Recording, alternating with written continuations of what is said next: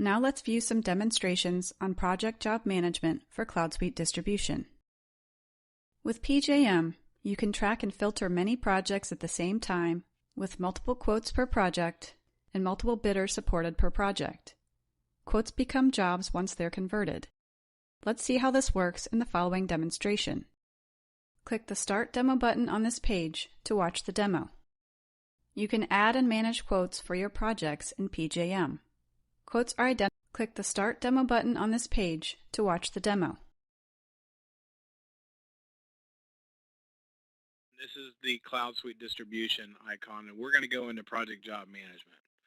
So once you open up Project Job Management, it opens up into what we call a project manager, right? So this is the entire group of projects on the left-hand side. So as your team are quoting things, they're sort of like opportunities. If you think of a project as like an opportunity, it may not have quoted yet, it may not have even went out to the bid yet, but we know about it and we're going to create quotes in it. In this case, Eatonville Building.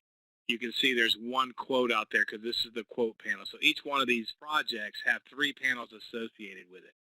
So Alamo Gift Shop has 2 quotes in it, one for $20,000, one for $16,000. I see that they've also booked a job to ABC Supply. So ABC Supply actually won this job, and it's a $40,000 job. And then the bottom panel are the different bidders. So when you have multiple bidders on the same project, it allows you to track, who won the job for one. It marks it automatically who won the job. And then it shows the different bidders that are available or got sent bids. And in fact, if I don't think I sent out any bids on, here's one that you can actually see that this advanced building got this bid on this date and who sent it. So at all times, I know who sent bids and who didn't, who won them, who lost them, right? So this gives me the ability to track all this stuff within the project manager.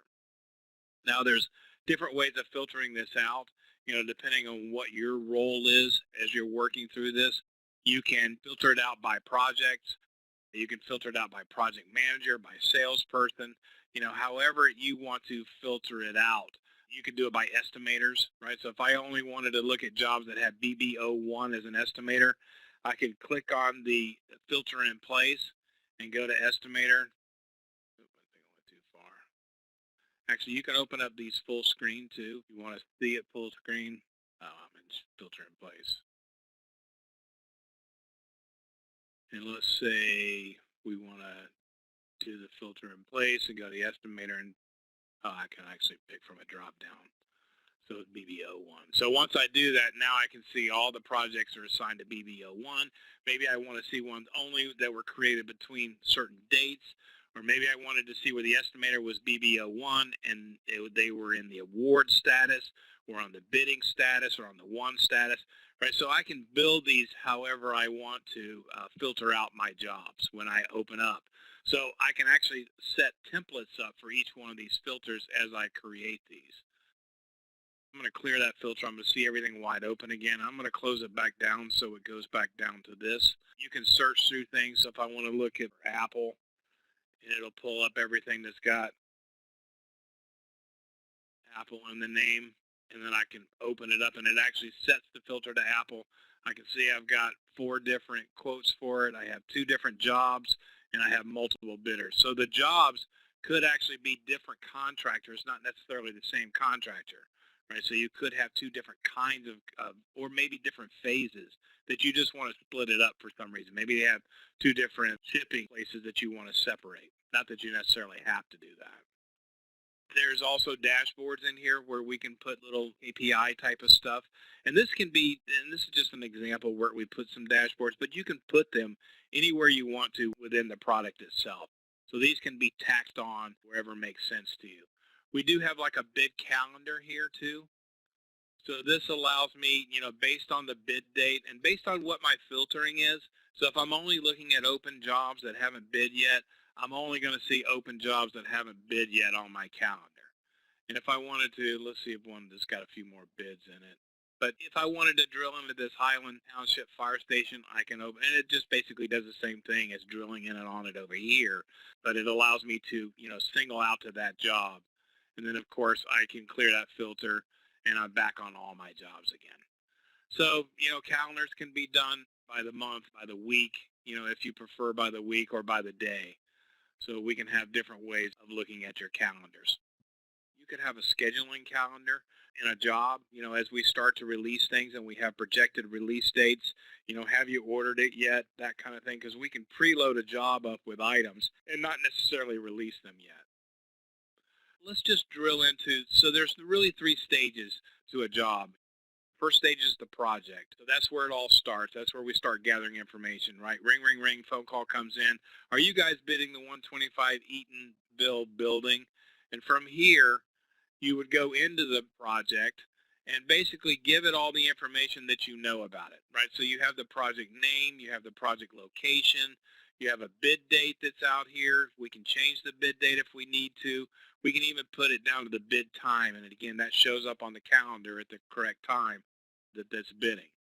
We have the project manager, we have a salesperson, we have an estimator, so we can have multiple people that are loaded up here. And these are all pulling in from the ERP. So all these are pulling in from CloudSuite, right? So then the same thing with your estimators, they're all there. And then we have engineers, and these are actually pulling in from contacts.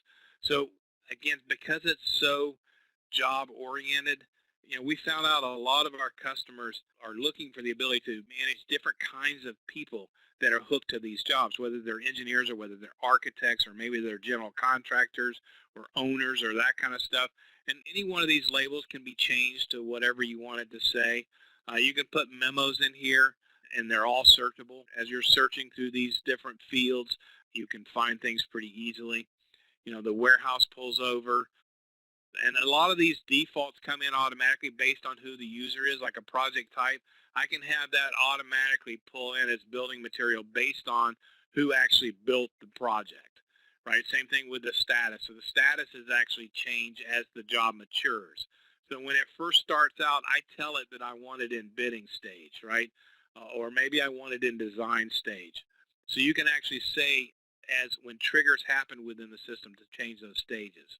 I can put a budget in there and be able to, maybe I want to look at all the jobs that are more than $10,000 and the other ones I don't necessarily want to spend that much time on, but the ones that are, in a higher bracket, those are the ones that I want to, drill into first. We can put addendums in here. Maybe we do have a couple of addendums here, do that kind of thing. And then we've got the bidders, and we can add bidders here pretty easily. If I just type in name of the company, and there's one for Mary. And then you can keep adding bidders throughout the process. So this contacted ABC Supply for this project, Eatonville building. This is your group. You want to use that same group over and over again. Now I have that working in the vendors where I can pull in a group of vendors over and over again. Bidders, we haven't thought about that. Actually, we haven't put it in place. Right now, we're currently adding a group and then putting multiple email addresses in that group. We really are doing it with vendors. We can have a preset vendor list come up based on the user, and it would fill in this bid list automatically and change it out as needed. So over here, you'll notice how there's a win and loss. Now, when the order actually gets bought, it goes back and marks whoever won the job. So when we create a job, we'll actually use a customer. It'll come over and mark it as a win. Now, not all the time is the customer or the bidder actually on this list. So if it's not on this list, it'll add it to this list and mark it as a win. And then it'll mark the other ones as lost. Now, you could go in and say, Billy Jones from ABC Supply called me, and he doesn't want to be part of this bid anymore, so I can just go in and mark him as a loss. So that way I don't go in and keep calling Billy, how are you doing on this?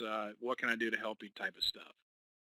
So the vendors come over, same type of thing. You can add a vendor. You can bring in groups of vendors. There's other contacts that may be associated with this job, like a general owner or an architect or a general contractor or an engineer. We can put in the physical address of the job if we have it.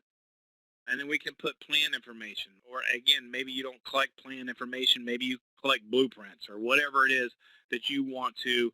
This just gives you a description. This is an I-square foot number to reference back to where we got the information on it, what the plan status is, and what plan date we're actually looking at. These on the right-hand side are actually folders for this project. So we can take email correspondence Like I could just take an email and I could drag it and drop it right into the email correspondence, and it will then load it into the system, and now it's here for me to use and see. It basically makes a copy of it, and now everybody can see it from here. Same thing with plans and quotes. Now you can add it the old-fashioned way and go find it and bring it over, or you can just drag and drop it and put it right into the folder.